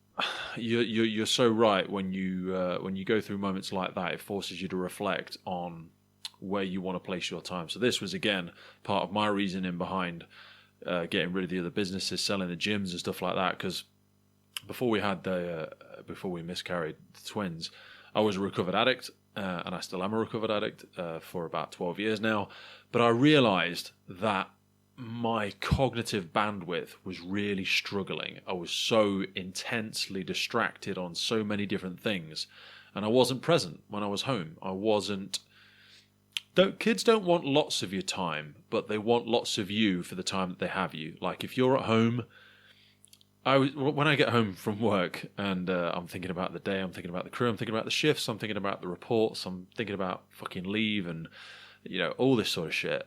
I try, and I fail regularly, but I try and pull up at the house and think to myself, how would the perfect dad or husband go through that door? Because with that first 30 seconds that my kids see me or my wife sees me, that's the bit they remember. That's the image they build of you. So I try and pull whatever's in my fucking head, I try and pull it out and leave it in the car.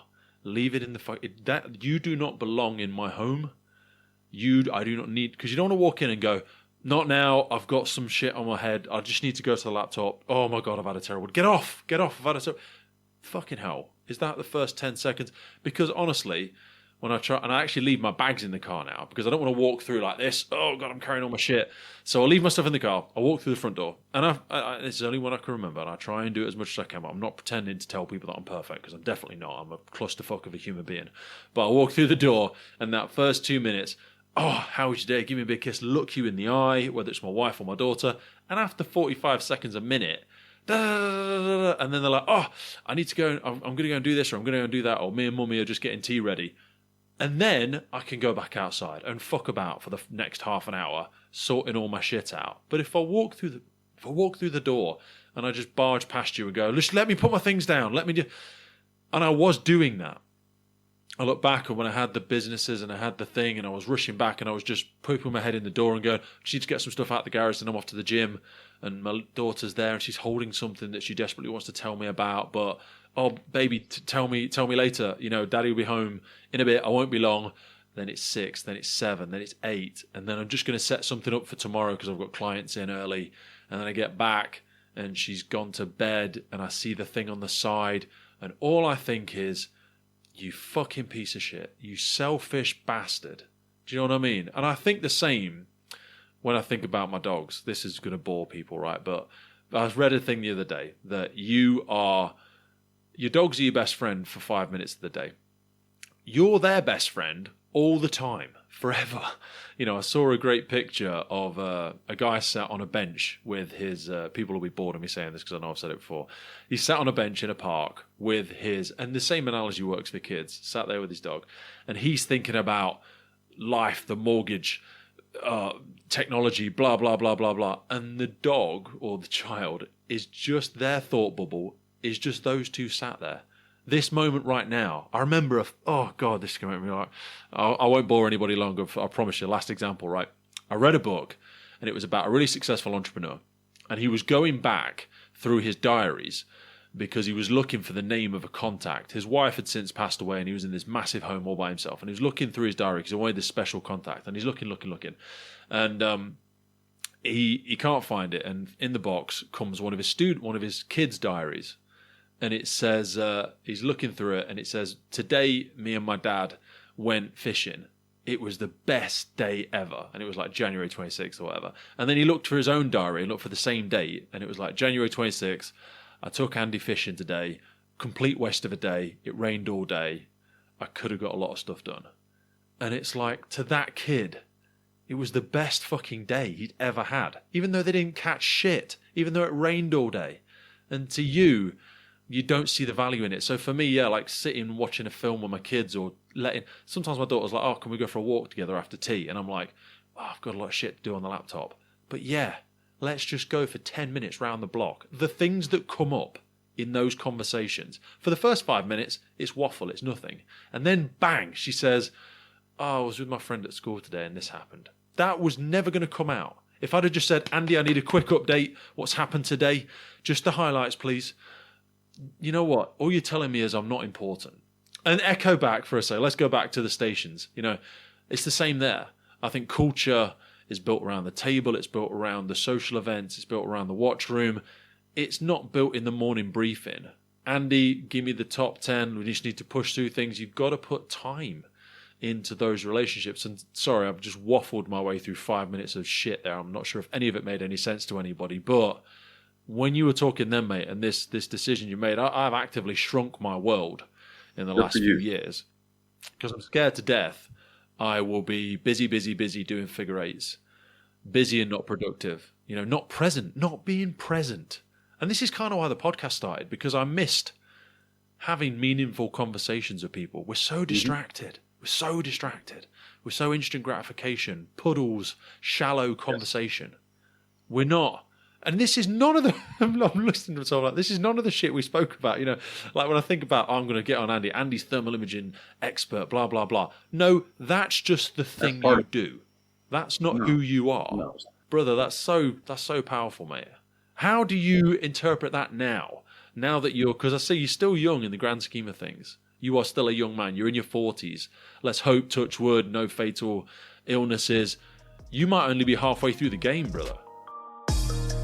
Today's podcast is powered by our partner Lifelines and their revolutionary approach to functional hydration. Just like in firefighting, water is essential for body function, but studies show more than 80% of firefighters are dehydrated. A 25-year study findings from the National Institute of Health showed poor hydration to be linked to early aging and chronic disease, and even mild dehydration results in significant negative impact outcomes including headaches, exhaustion, rapid pulse, irritability, and poor cognitive function. A study conducted by Yale University showed that participants who were just 1% dehydrated had a 12% increase in errors when performing tasks that required cognitive flexibility. In addition, dehydration is shown to worsen mood and attitude, contribute to confusion and poor decision making, and negatively affect memory and judgment. In other words, you really don't want your incident commander, firefighter, or for that matter any first responder on a critical scene to be even slightly dehydrated. Mild dehydration occurs when a person is just 1.5% dehydrated, a condition that does not even trigger the thirst response in most people. So just imagine how quickly a firefighter or any first responder can and does become dehydrated in their day-to-day duties, which is why I address my hydration first thing every day with Lifelines. Go into the notes for this episode and specifically check out Lifelines Hydro Fuel and Hydro OG by clicking in the notes for the podcast for a clean energy solution designed for those who demand more from their day. Now back to the show. Now, I'm having a lot of fun, but I will tell you that what you said touched me. I wrote this several years ago because of what you just spoke of. And I want you to think about the concept of span of control for a moment. When we teach incident command, we can only manage so many things well. When we get outside of that, we lose control. But firefighters don't practice that in their own lives. So what I started doing was taking behavioral health concepts and firefighter concepts and writing about them in life applications. And this one's called The Affair You Never Saw Coming. This was written to me, not to you. So keep this in mind. I wrote this 10 years ago. Imagine, if you will, a happily married couple whose husband is a firefighter. Their marriage is great. They work together to balance the issues that fire families face. But one day, something changes. The husband begins to change. He's rapidly drawn into his work more and more. He's consumed by it, constantly studying, training, He's attending conferences. He's always gone on duty or sideline job, teaching at the local college. Slowly, his family begins to fade as his passion, or his family now becomes his passion for the fire service that he swore before God to protect his family first. This mistress, this affair is like none other, for if it was a person, they could have seen it coming. Yet this affair began with a drive to get him home safer and to be a better firefighter, so it was supported by his loved ones. So he was encouraged by his family to do so, to become more skilled. But the inherent danger of this trap was the demon of pride, not firefighter pride that we cherish, but the demon of selfish pride, like you mentioned. And what happens there is this selfish pride slowly sneaks in as a small spark becomes a big fire inside of a home. And with each success, this firefighter begins to believe his own rhetoric. With each certification, he became more of what everybody else thought he was. And with each conference and speech, his recognition and all of his power and his pride grew, yet all the while his family is slowly dying. He arrives home one night only to find an empty house. No furniture, no family, nothing but a note that reads, "We used to be important to you. We supported you, chase your dream, in hopes that you would always come home. But somewhere along the way, you became lost and never came home. The desire to become the greatest firefighter overrode the desire to be a better husband and father. So we bid you farewell, go and become what you long for, so that no one will ever hold you back. Signs your heartbroken wife and children. The lives you save out there will never make up for the lives you watch slowly die around you did nothing to save." This was me. This is a lot of firefighters I know. And they fall into this trap that you and I have both talked about. You said you had several businesses. How many firefighters you know that work one job? They always have stuff going on. Man, we cannot be quiet. We cannot be still. It isn't that you want to stop and you feel like you're not getting anything done. If we're honest with ourselves, we don't want to be still. Because when we're still and the quiet gets in here, we don't like it. We haven't dealt with that. And the quiet we need is the quiet with like your daughter and those random conversations. I can't tell you how many random conversations I've had with my teenage daughter. You think I can talk? She can out-talk me. I mean, Mate, it's so hard though, isn't it? And I wanted to carry on, but like when I do sit there for the first couple of minutes with my daughter, my mind is screaming, "You're wasting your fucking time. There's lots of things to do. You're not being productive. What the fuck are we doing?" Do you know what I mean? And I just have to patiently, like, please just shut the fuck up. Please just sit here for a minute. This is worth it. And I feel like a bad guy. I'm like, I have to sell it to myself to spend time with my daughter. What kind of a piece of shit am brother, I? Whether you believe the way I do or not, but I will tell you the number one reason why men feel that way is we are ambition and work driven. And when we don't feel like we are producing, we don't feel like we have any value. And the number one thing we are producing is if we sit with our kid or our wife and listen, not produce. And by the way, don't fix it. That's my biggest problem. Just listen. Don't try to fix it. Here's your problem. No, don't do that. Don't land a plane. Don't ask for the summary. Actively listen. It's my struggle. You can ask my wife, daughter. We even developed a code recently. When you're done talking, you got to say ding, because we'll interrupt somebody and run them over. You didn't say ding. So listen and be there. And when I get off this with you, I'm going to go sit with them. We're going to watch church service, and they've got to get caught up on schoolwork, and we're going to do random things, right? Random stuff. But those random things, I mean, we just did a 14-day trip to 2 countries. That was amazing. But to me, having breakfast with them, sitting on our little porch with my wife and having coffee, my daughter telling me about all the things she's interested in, her artwork.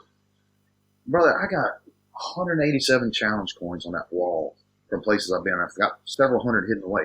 Those experiences mean nothing if I fail those 2 girls. Mean nothing.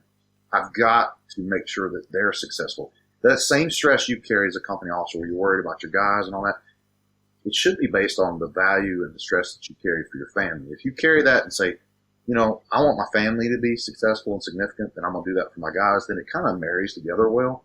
But if you separate that and you push to be a better officer and take care of them, what you'll end up doing is you will give one side everything, and the other side will get breadcrumbs. Just like you say, leave me alone, I got stuff to do. No. You have to be a battery that never runs out of juice, and that's impossible, right? You talk about sitting in the car and saying, well, I'm going to turn this off. I had a 47-mile drive home and I couldn't turn it off. I would call people. I would talk. I'd be screaming at God going down the road. I'd like people like, what is wrong with that guy? You know, driving in my van. Yeah. Sometimes I didn't get it all out. And sometimes I had to, my wife, God bless her, text her every time I left work. Love you, I'm coming home. And she'd say, good night, bad night. And if I say it bad, I got treated differently if I came back. She gave me grace. When she used to work at the hospital, same thing happened to her. If she lost a patient on the OR table, she said, hey, we had one die on the table. When she got home, had her favorite coffee, her glass of wine, or whatever she wanted. When I came in the house, let me tell you what I learned. You'll love this.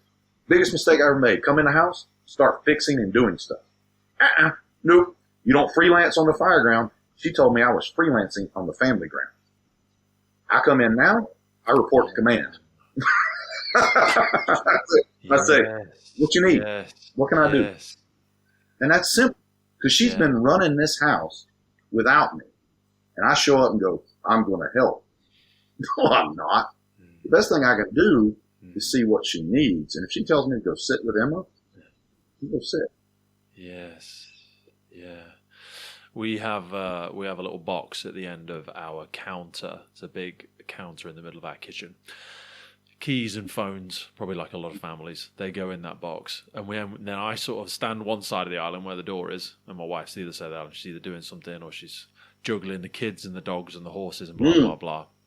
And I try, we always say, like, what would 80%, 90% attention look like? You know, because right now you and I, we're jumping between 40%, 60%, 70%.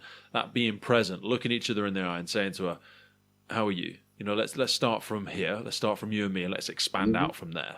So, how are you? How was your day? I missed you. You know, or not wishy fucking whatever, but just touch base with you and me. How are you? And if she says, it's not been great, I'm struggling. Okay, it's that. What can I do? What do you want me to do? You know, look, Lily's struggling with her maths homework, or I've not fed the dogs yet, or I've not whatever. What do you want me to do? Do you know what I mean? Because you can't pour from an empty cup. You know, coming in and saying, can you just, I need to do this, I need to do that. Fucking hell. Stop, pause, think. And then the rest of the evening, if you have a partner who is emotionally intelligent, and we all have it within us, but you can't expect something you don't have as well. You know, if you're not willing to give something, how are you expecting to get it from that? You can't give away what you don't possess. Oh, that's it. That's what I was hunting for in my mind. That's not my line. I read it, but I'm just telling you, if you don't possess it, you can't give it away. I can't preach a thing that I don't practice, right? I mean, you're a big working out guy. I love to work out. It doesn't look the same on me because I'm older and I'm hurt. But I like to go work out.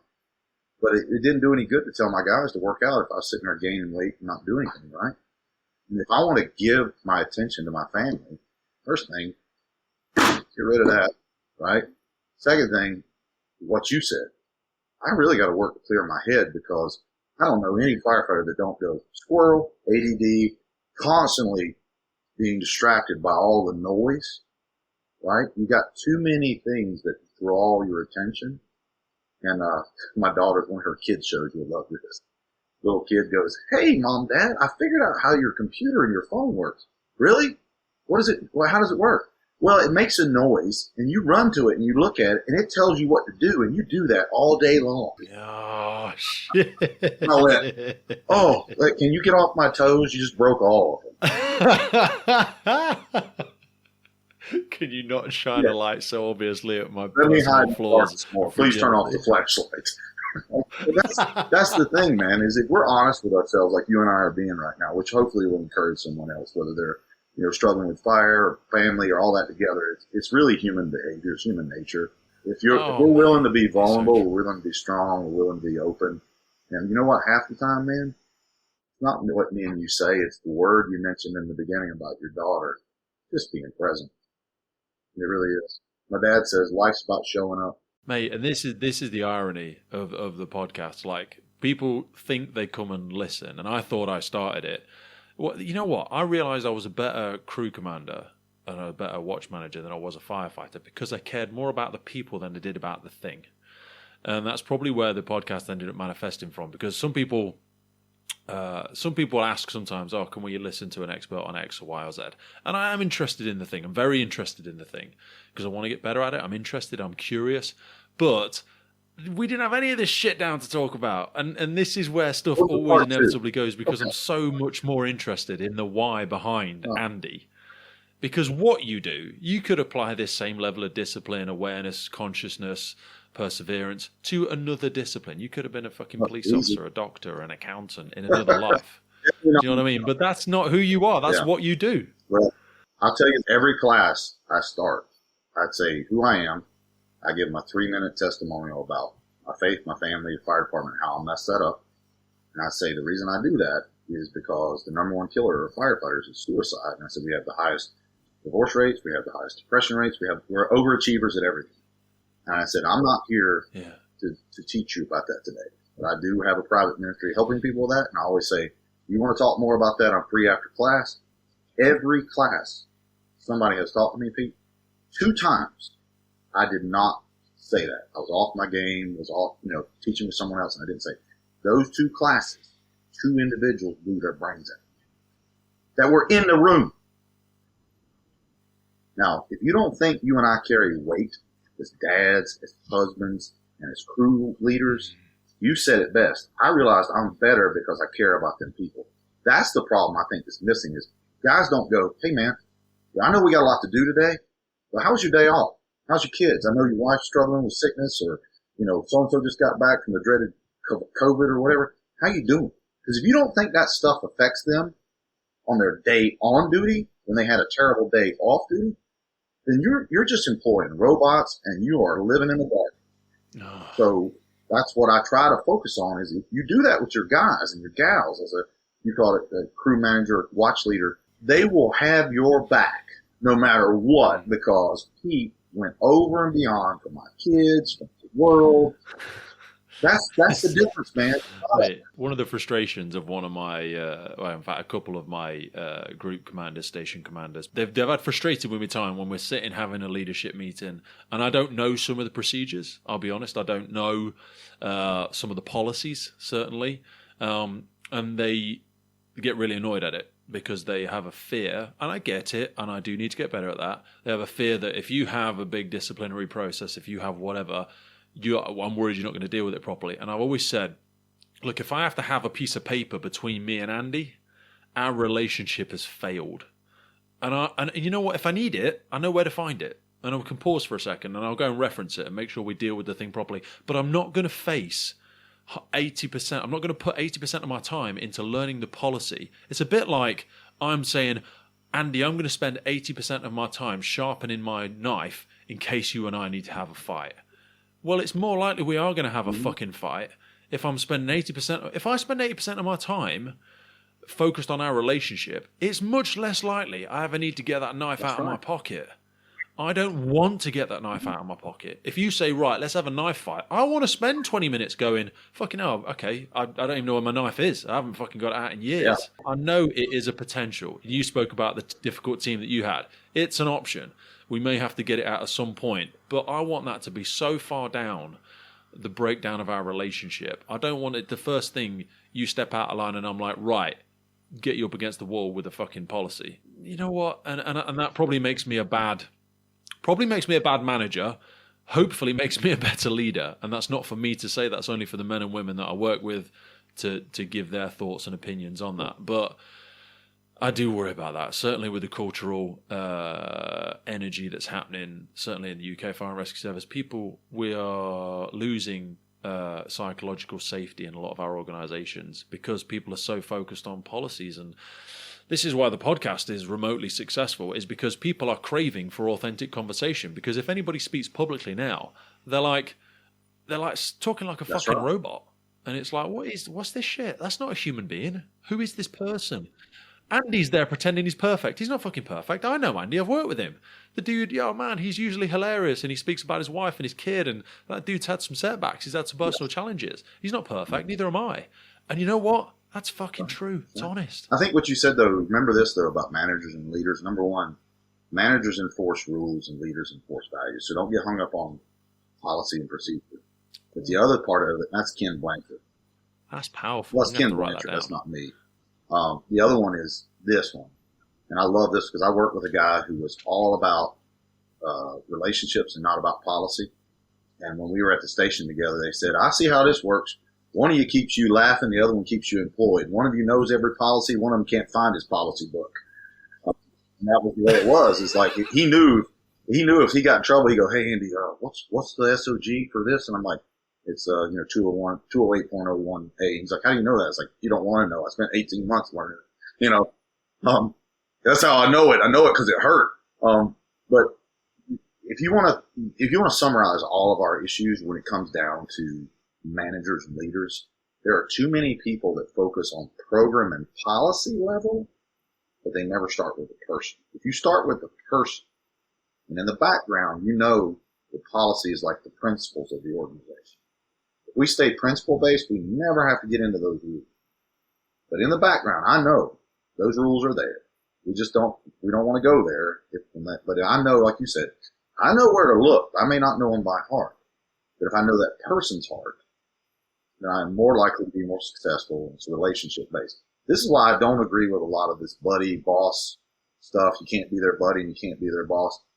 If in our job, in the level of stress and the level of intensity and commitment and intimacy we spend with each other, if you are not connected on an emotional, personal level with someone that you could lay your life down for, you cannot be corporate level CEO policy based in our business. You cannot. If you will, you are cold, calloused, and you do not care about them. It's not the same. It doesn't work. People are taking a corporate structure where someone's working 9 to 5, like a HR team coming from it and going, let's take that template, bang it. I sleep in a bed next to this other person, not in the same bed, but we sleep in dorms. I sit and eat food with this person. We both get up in the middle of the night, dog tired, and, wander around in our underwear, getting dressed to get on a fire engine. This is not a normal working relationship. No, we're not normal. So don't try and apply this template. And also, I wouldn't want it to be normal. I think as leaders, we're there to create a bubble of safety for all of these beautiful freaks that join the fire service, because these are not normal people. Yeah, they are fucking maniacs, and we're there to keep them safe and allow them to use all of their craziness in an application of something that is so culturally insignificant. And we are such a wonderful moral compass in the community. We have such a wonderful USP of what we do. The fire service was here long before you and I were here. It's going to be here a long time after. We're just custodians of it. Do you know what I mean? We aren't the thing. It's just, we're just passing through, baby. We're another person who had the honor and privilege to sit in that seat for a little bit, right? Our job is to keep that seat warm for the next one and help that young person become that old firefighter. And I think part of this is we're the most functional, dysfunctional group in history, because if you look at what we do for a living, who would sign up to do what we do, number one? Who would do that and willing to go, yeah, I'll go do that.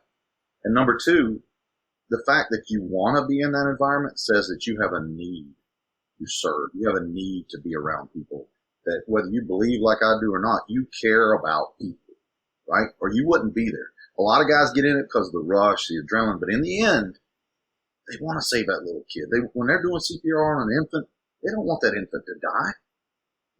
When they drag a kid out of the bottom of the pool, or you pull somebody out of a burning building, or you deliver a baby, you want to have that moment where you can look back and say, I didn't save everybody, but I had some moments where I know that kid now is a grown up, or that mom got to go to her kid's ball game, or that dad, he got to get out of the hospital, and because of the efforts that you made, right? You were placed there for a reason. And I think people look at that too insignificantly. They look at this as a job. I'm like, dude, you understand that you're the difference between that person going forward in life? And if you can't do your job well, and in those seconds or minutes that you have to react and do what you're supposed to do, if you don't do that right, that person's life is over. And that's why I think as relationships based as we are, we also have to be parents in a way, because you're not really disciplining or punishing them. You're coaching them to make them better, because in the end, ask yourself this: how many guys you work with right now, they're going to be leaders of your department one day. Well, that's your responsibility to make them that. because they're going to leave your house, right? Your kid's going to leave your house. I always say people don't learn, they absorb. Do you know what I mean? They absorb it. Everything gets. We have got 1,000 fingerprints all over us from all of the people we've worked with and developed from. That's the person we become. True. You're a reflection of that. Whether the books you read, the people in your life, the environment, or the dirt you're planted in, if you will. You know, if I got good dirt around me, my tree's going to grow. If I got poison dirt, I'm not going to grow well. So you're a reflection of that. And the good, the bad, the ugly, all of that comes together in fruition to the culmination of who you are. And you need to take all that and use it to help other people. But to summarize, I think that what we need to focus on with our firefighters in general, whether we're teaching them how to use a tool like a tick or we're teaching them how to manage people, it is important. Both of these things are talking about the unseen. You can have a guy look at you straight in the face and say, I'm good, I'm fine. And you know for a fact they're lying. And then you can blow it off. And then they blow their head off. So what I would challenge people to do is fighting fire is easy. The building's there, you know the problems, you know what you got to do, and it may have some days where it don't work out well. But those people that you are tasked to manage, you better put more work into learning how to manage them, not the policies, but how to be a leader, a person that can help them, empower them, and get them through the struggles that they're going through. Like you said, you've got these businesses, and you've got all that stuff, and you're going through hard times in your marriage. That firefighter could quit or could do something else, and, you know, there could be terrible consequences, or you could be the difference of that person getting through that struggle and moving forward in life. Because you know as well as I do, policy and program-wise, the departments don't give them that support. You will give them that support. That's what matters. And I think that's what people should take away from this is that don't wait on a program. Don't wait on your department to step up and create a values vision system that you never believed in the first place. How about you be the difference? How about you be the one because you took the test to watch over these 4 people and lead them into the darkness of the fire. You should be able to lead them out of their dark spots of their life and just be that person. And then go home and be the same guy to your wife and your kids. That's tough, and you won't do it unless you have what we're having right now. And if you don't have what I call board of directors, accountability groups, where you can spill your guts and say, hey, I'm not the only screwed up individual on this planet, right? You know, this is mutually encouraging, right? I hope so, because otherwise you and I owe each other a copay and a doctor bill. But so, Andy, mate, fucking hell, we've been talking for nearly 2 hours there. I've absolutely loved that. This was the most wonderfully surprising rabbit hole of ocean of conversation we have just jumped into. And if people are still listening now, I know there is a big element of them that has kept them coming along because you speak a lot of truth, mate. I want us to practice what we preach because I know we're both going to go and spend some time with our families now.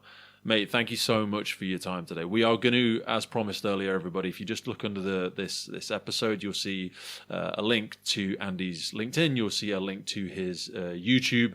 If you can remember way back when, in the early origins of this conversation, we spoke about thermal imaging tips for success. There's some wonderful stuff in there around situational awareness and decision making as well. So please go over and look at Insight Training LLC and Andy's LinkedIn as well. If you want any more information from Andy, whether that's aspects on training tactics, or some of the soft skills, some of the stuff we've spoken about that, mate, you've just beautifully articulated that I think will connect with a lot of people.